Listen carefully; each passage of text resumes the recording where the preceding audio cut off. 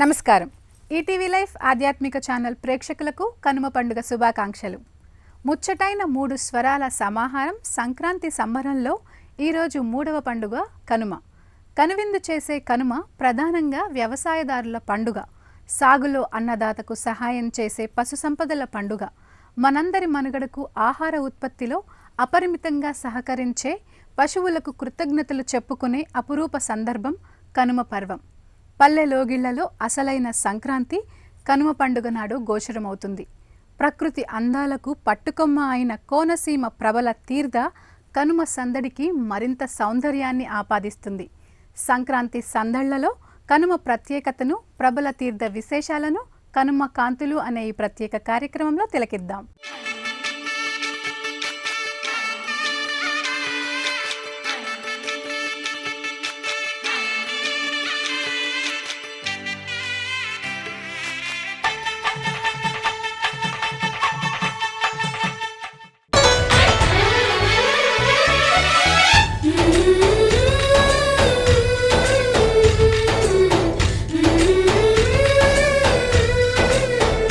భోగి సంక్రాంతి సౌందర్యాన కనుమ వైభవం ప్రకటితమవుతుంది. సంక్రాంతికి భోగికి భాగ్యాల్ని ఆపాదిస్తే ఆ సంక్రాంతికి కనుమ కమనీయత్వాన్ని అందిస్తుంది. సంక్రాంతిని సుసంపన్నం చేసే దివ్య తరుణం కనుమ. పరోపకారమే ధ్యేయంగా గల మూగ జీవుల్ని సభక్తికంగా పూజించి వాటిని గౌరవించే రమణీయ వేడుక కనుమ.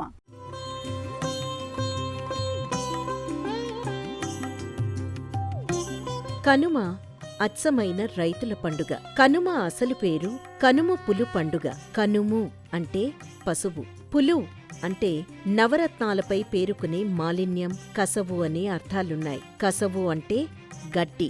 రత్నాలపై పేరుకున్న మాలిన్యాన్ని శుద్ధి చేసినట్లుగా పశువులపై పేరుకున్న మాలిన్యాన్ని శుభ్రంగా నీటితో తొలగించి, అంటే వాటికి స్నానం చేయించి కడుపారా గ్రాసాన్ని వాటికి తినిపించడం కనుమ నాటి ప్రధాన విధులు. అందుకే ఈ పండుగను కనుమ పులు అన్నారు. ప్రకృతిలో పరమేశ్వర కారుణ్య స్వరూపాన్ని చూడగలిగిన వారి ధన్యులని మన ఆర్ష సంస్కృతి ప్రబోధిస్తోంది. భూమిని తల్లిగాను, ఆకాశాన్ని తండ్రిగాను సనాతన ధర్మం ప్రతిపాదించింది. మనల్ని తల్లిలా భరించి పోషించేది భూమాత. ఈ తల్లికి తగిన సామర్థ్యాన్నిచ్చి సాఫల్య శక్తిని సమకూర్చేది ఆకాశం. నింగి నుంచి కురిసే వర్షం, జ్యోతిర్మండల కాంతి, సూర్యభగవానుడి ప్రాణశక్తుల్ని భూమి స్వీకరిస్తోంది. భూమిపై నివసించే అనంతకోటి జీవరాశులు పోషణ పొందుతూ తమ విద్యుక్త ధర్మాల్ని నిర్వహిస్తున్నారు. సమస్త ప్రాణుల పట్ల దయార్ద్ర హృదయాన్ని కలిగి ఉండాలనే భావనకు సంకేతమే కనుమ. కనుమ పండగ ఏర్పడ్డానికి మహాభారతంలో శ్రీకృష్ణ భగవానుడు గోకులంలో గోవర్ధన పర్వతాన్ని తన యొక్క చిటికెన వేలి మీద ఆయన పైకి లేపి అక్కడ గోకులంలో ఉన్నటువంటి వాళ్ళందరినీ, విశేషించి అక్కడున్న గోకుల వాసులందరినీ, అలాగే పశుపక్షాదుల్ని ఇంద్రుడి దగ్గర నుంచి రక్షించినటువంటి రోజు ఇది కనుమగా మనకి మహాభారతంలో స్పష్టంగా చెప్పబడింది. ఈ రోజు గోవుల్ని పూజించడం, అలాగే పశుపక్షాదులు వంటి వాటిని పూజించడం, మన దగ్గర ఉన్నటువంటి పశుపక్షాదులన్నిటికీ ఆహారాన్ని అందించడం, వాటిని సేవ చేయడం ఈ కనుమ రోజు ఉన్నటువంటి విశేషం.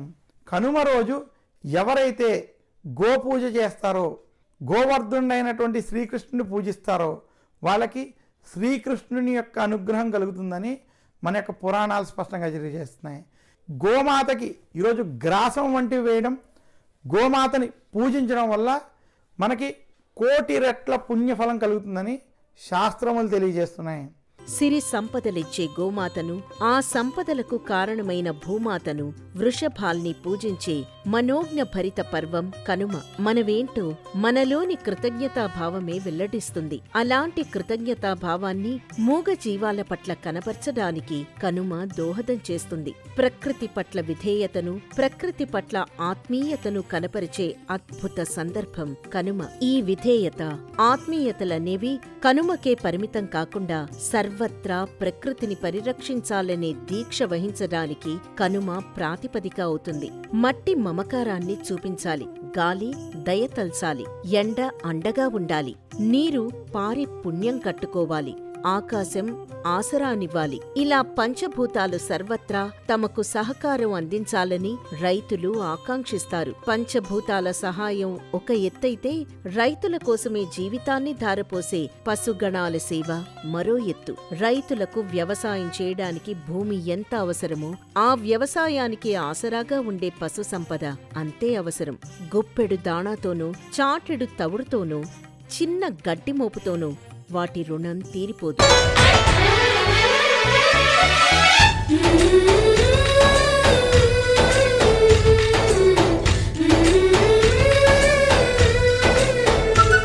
ఏ జన్మ అనుబంధమో ఈ జన్మలో పశువులుగా మారి వ్యవసాయంలో రైతుకు అవి సాయం చేస్తాయి, తమ రుణం తీర్చుకునే ప్రయత్నం చేస్తాయి. వాటి పట్ల మనం కృతజ్ఞతాభావాన్ని ప్రదర్శించడానికి కనుమ ఉపకరిస్తుంది. అందుకే థ్యాంక్స్ గివింగ్ ఫెస్టివల్గా ఆంగ్లేయులు అభివర్ణించారు, కృతజ్ఞతా సమర్పణ పర్వంగా విశ్లేషించారు.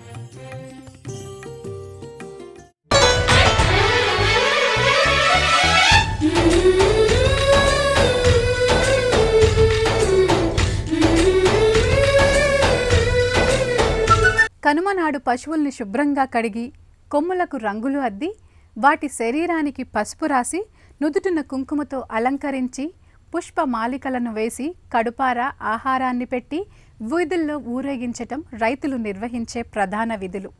ఇవి పశు సంపదల పట్ల కృతజ్ఞతలు వ్యక్తీకరించటానికి చేసే ప్రక్రియ. వ్యవసాయం అంటే పశువులతో సమ్మిళితమై ఉంటుంది.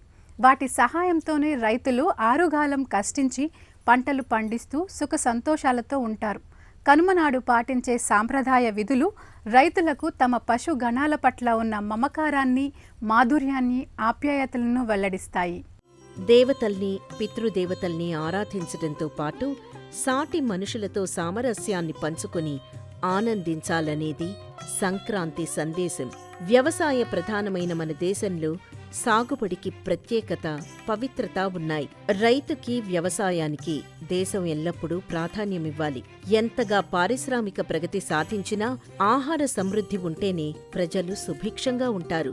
సేంద్రియ ఎరువుల వాడకం, పశు సంపద సహాయంతో వ్యవసాయం వంటి శ్రేష్టమైన పద్ధతుల్ని భారతీయులు అనాదిగా అవలంబిస్తూ ప్రపంచానికే ఆదర్శంగా నిలిచారు. ఈ సౌర పర్వంలో పశువుల్ని పూజించడం ఎంతో విలక్షణత్వం. తమ కృషిలో భాగస్వాములైన పశువుల పట్ల కృతజ్ఞతా భావాన్ని ప్రకటించే భారతీయ సంస్కార దృక్పథానికి సమస్త ప్రపంచం నమస్సులు సమర్పిస్తుంది. శ్రమజీవులు, కష్టజీవులు, శ్రామికులు, కర్షకులు, రైతుల పండుగగా ప్రశంసించదగిన కనుమ పర్వంలో సమాజంలో అందరితో పంట ఫలాల్ని పంచి ఆనందానుభూతుల్ని పంచుకోవడం ప్రత్యేకత. కనుమనాడు పశు సంపదలో లక్ష్మీ కళ తాండవిస్తుంది. కనుమనాడు లక్ష్మీదేవి పశువులలో దివ్య తేజస్సుగా మమేకమవుతుంది. పశువుల శ్రమశక్తి లక్ష్మీ తత్వానికి సంకేతం. అందుకే వాటిని అలంకరించి మెడలు గంటలు, గవ్వలు కడతారు. పశువుల కొమ్ములకు వెండి తొడుగులు, కాళ్లకు గజ్జెలు కడతారు. పచ్చగడ్డి, శనగపిండి పొంగళ్ళు పశువుల పాకల్లో ఉండి వాటికి ఆహారంగా పెడతారు. ఈ కనుము పశువుల పండగగా ప్రసిద్ధి పొందింది. ఎందుకు అంటే మనం ఈనాడు కడుపు నిండా అన్నం తింటున్నాము అంటే ఆ అన్నం తినడానికి రైతు ఎంత కారకుడో, ఆ రైతుకు సహకరించినటువంటి జంతువులు అంటే ఆవులు, గేదెలు, ఎడ్లు ఇవి కూడా అంతే ప్రాధాన్యం సంతరించుకున్నాయి. అంటే మనకిప్పుడు ఎడ్ల బండితో, నాగలితో దున్నే పద్ధతి తగ్గిపోయింది, కానీ ఒకప్పుడు వాటి వల్లే కదా పొలం పనులు జరిగేవి. అందువల్ల వాటిని కూడా గౌరవించుకుంటూ వాటికి కూడా ఆట విడిపివ్వడం. ఒక పశువులనే కాదు, పశువుల కాపర్లకు కూడా ఆట విడిపిచ్చేస్తారు. ఆనాడు తప్పనిసరిగా పశువుల శాలంతా ఇంటి యజమాని శుభ్రం చేసుకోవడం. ఇట్లా పొలంలో రైతులు ఉంటారు కదా, తమ పొలం చేసేవాళ్ళు, వాళ్ళందరికీ కూడా ఆనాడు బట్టలవి పెట్టడం, వాళ్ళని గౌరవించటం పద్ధతి. పశువుల కొట్టాల్లో పాల పొంగళ్ళు ఉండి మూగజీవాలకు ఆహారంగా పెట్టి కొంత పొంగలిలో పసుపు కుంకుమలు చల్లి రైతులు సస్యలక్ష్మి ప్రసాదంగా పొలాల్లో చల్లుతారు. దీనినే పోలి చల్లడం అంటారు. ఇదే సందర్భంలో గ్రామ దేవతలకు పెరుగన్నం నివేదన చేసి కనుమ ప్రసాదంగా రైతు కుటుంబాలు ఇంటిల్లిపాది స్వీకరిస్తాయి. కనుమనాడు కలగలుపు కూర తినడం సంప్రదాయం. కనుమనాడు మినుము తినాలనేది పెద్దల మాట.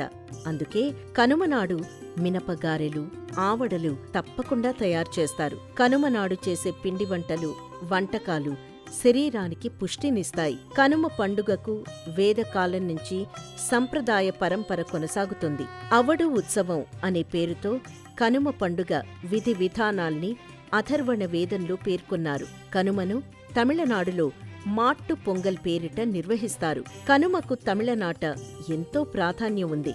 తమిళంలో మాట్టు అంటే పశువు అని అర్థం. జల్లికట్టు పేరిట ఎడ్ల పందాల్ని ఊరూరా నిర్వహిస్తారు. కనుమ నాడు గోవుల్ని పూజించడం మరో ముఖ్యమైన విధి. ఆవులకు కాయగూర ముక్కలు, ఆకుకూరలు, పండ్ల ముక్కల్ని తినిపిస్తారు. ఈ కనుము పాడి పంటలతో అభివృద్ధి చెందాలి అని మానవులందరూ భగవంతుణ్ణి ఆరాధిస్తారు. స్వామి, నీ వల్లనే, హే సూర్యదేవ, హే సూర్యభగవానుడా, నీ వల్లనే సమస్తమైనటువంటి ప్రకృతి విరాజిల్లుతున్నది. నీ వల్లనే మేఘములు సృష్టింపబడుతున్నాయి. నీ వల్లనే వర్షములు కురుస్తూ ఉన్నాయి. నీ వల్లనే ఋతుచక్రములన్నీ నడుస్తూ ఉన్నాయి. ఈ సూర్యుడే గనక లేకపోతే మానవ జీవనము అనేటువంటిది లేదని భావించి పాడి పంటలతో కళకళలాడాలి. ఈ లోకమంతా పాడి పంటలతో కళకళలాడాలి, సస్యశ్యామలమై ఈ భూమి వర్ధిల్లాలి అని భావించి పాడి పంటలకు ప్రధానభూతమైనటువంటి గోమాతలను సేవిస్తారు. పశు సంపద అభివృద్ధి చెందాలి అని చక్కగా ఆబోతులను అలంకరించేస్తారు. అలాగే గోమాతలను అలంకారం చేస్తారు. పశువులు కదా అని మనం నిర్లక్ష్యం చేయకూడదు. ఆ పశువుల వల్లనే మనకు పాడి పంటలు చక్కగా వస్తున్నాయి. పాలు గాని, పెరుగు గాని, ఆరోగ్యం గాని, ఎక్కడైతే గోమాత సమస్తమైనటువంటి ప్రదేశములందు అలా నడయాడుతుందో ఆ గోమాత తొక్కినటువంటి చోటు అత్యంత పుణ్యమైనటువంటి ప్రదేశం. ఆవులు, ఎద్దుల కొమ్ములకు నూతన వస్త్రాల్లో కట్టిన రూపాయి నాణాల్ని అలంకరిస్తారు. ఇలా చేయడం వల్ల పశు సంపద వృద్ధి అయి రైతుల లోగిళ్లన్నీ పాడి పంటలతో సమృద్ధి అవుతాయని విశ్వాసం. ఆవు పాలు మానవులకు సమగ్రమైన ఆహారమై అమృత తుల్యంగా వర్ధిల్లుతున్నాయి. సాక్షాత్తు బ్రహ్మకు ప్రతిరూపమైన గోవులోనే విష్ణు, మహేశ్వర్ల అంశ కూడా సమ్మిళితమై ఉంటుంది. త్రిమూర్తి స్వరూపమైన గోవుకు ఎలాంటి హాని తలపెట్టినా ఆ పాపం జన్మజన్మలకు వెంటాడుతుందని విష్ణు పురాణం తెలియజేస్తోంది. అందుకే కనుమ నాడు గోవును పూజించటం వల్ల సమస్త దేవతల్ని ఏకకాలంలో ఆరాధించిన ఫలితం చేకూరుతుంది. గోవుకు కృతజ్ఞతల సమర్పణమే కనుమ నాటి గోపూజలో ప్రధాన భాగం.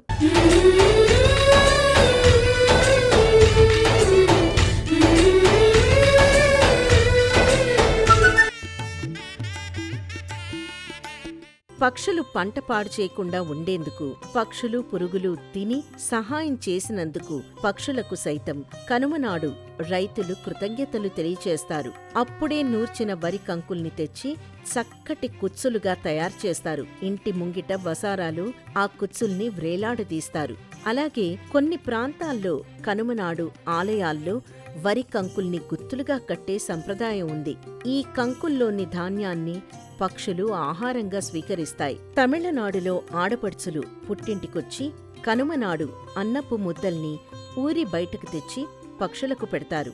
నవధాన్యాలను కలిపి వాటిని కనుమనాడు ప్రత్యేక ప్రదేశంలో మట్టిలో చల్లి అవి మొలకలుగా ఎదిగిన తర్వాత ఆ మొలకల్ని గోవుకు తినిపించడం వల్ల గ్రహ దోషాలు నివారణ చెందుతాయి. అలాగే నవధాన్యాల్ని పక్షులకు దాణాగా వెయ్యాలి. సకల దేవతా స్వరూపిణి గోవు. గోమాతను ఆశ్రయిస్తే సమస్త దేవతా శక్తులు వర్ధిల్లుతాయి. గో సంపదే రైతులకు లక్ష్మీప్రదమైన సంపద. కనుమనాడు గో ఆరాధన, గో ఊరేగింపు, గో క్షీర వితరణ, గోశాలల్ని మామిడి ఆకులు, పుష్పమాలికలతో అలంకరించటం వంటి ప్రక్రియలు నిర్వహిస్తారు.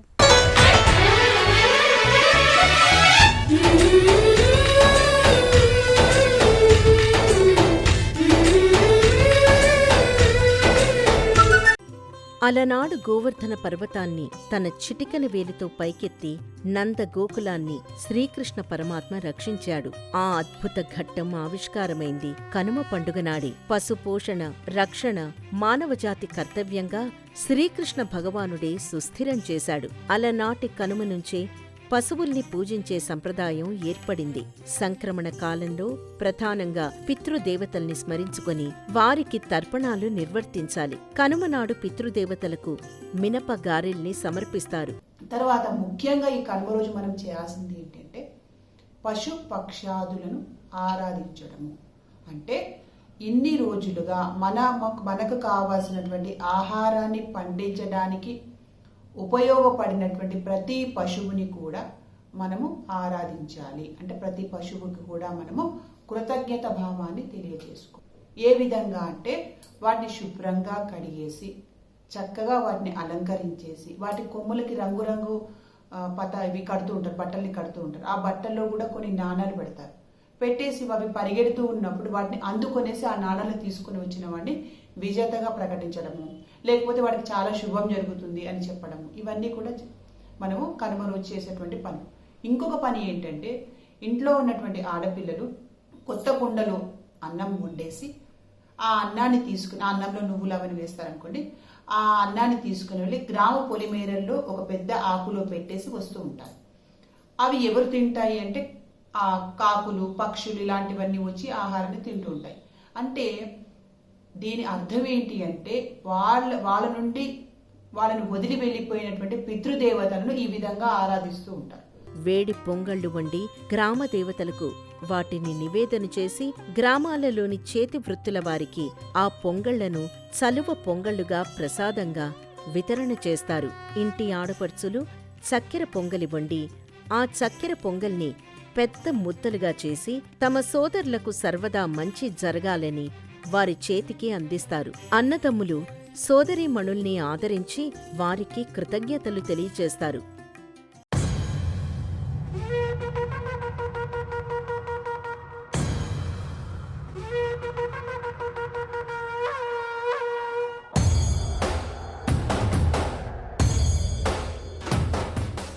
నాలుగు శతాబ్దాల పైబడిన చరిత్ర ఉన్న ప్రభల తీర్థం కనుమకు ఉత్సవ సంరంభాన్ని అందిస్తుంది. ఏకాదశ రుద్ర స్వరూపాలు ఒకే లోగిలిలో దర్శించుకునే అరుదైన సందర్భం ఈ వేడుక ద్వారా సాకారమవుతుంది.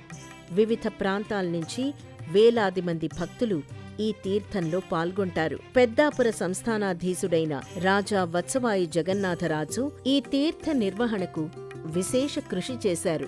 అందుకే ఆయన పేరిటే తీర్థంగా జరిగే ప్రాంతాన్ని జగ్గన్న తోటగా వ్యవహరిస్తారు. కోనసీమలోని ప్రధానమైన 11 శివస్వరూపాలు జగ్గన్న తోటకు ప్రభల రూపంలో తరలివచ్చి భక్తుల్ని అనుగ్రహిస్తాయి.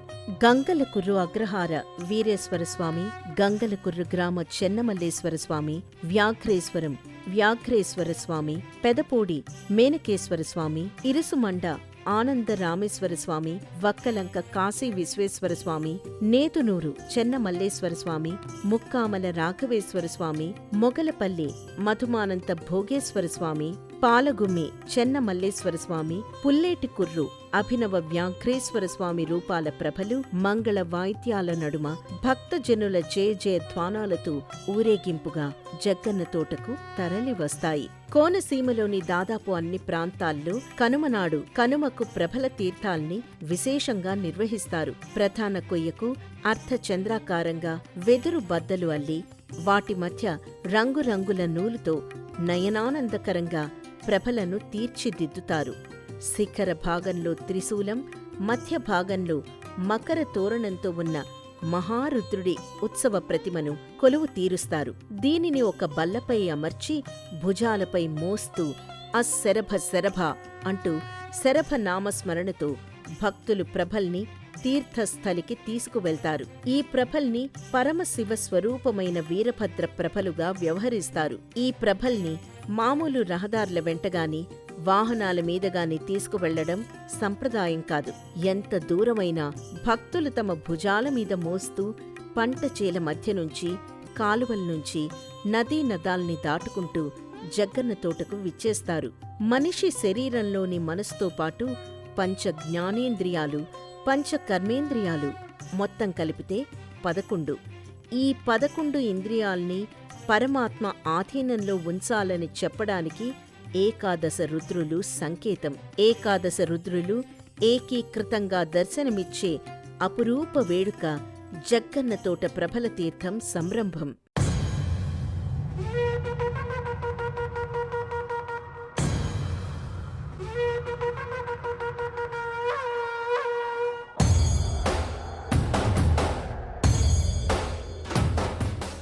కనుమ పర్వానికి ఆధ్యాత్మిక శోభ నేపథ్యంగా ఉంది. గోవులకు గోపికలకు ఆదినారాయణుడు అయిన శ్రీకృష్ణ పరమాత్మ దివ్యానుగ్రహానికి కనుమ పండుగ ప్రతీక. జీవకోటి పరిపాలకుడైన పరమాత్మ పశువుల కోసం కనుమ పర్వాన్ని ప్రత్యేకతను ఆపాదించాడు. గోవులను జీవులను సరిసమానంగా పాలించిన పరంధాముడి కరుణారస దృష్టి మన అందరిపై వెల్లివిరియాలని కోరుకుంటూ కనుమ పండుగ శుభాకాంక్షలతో సెలవు. నమస్కారం.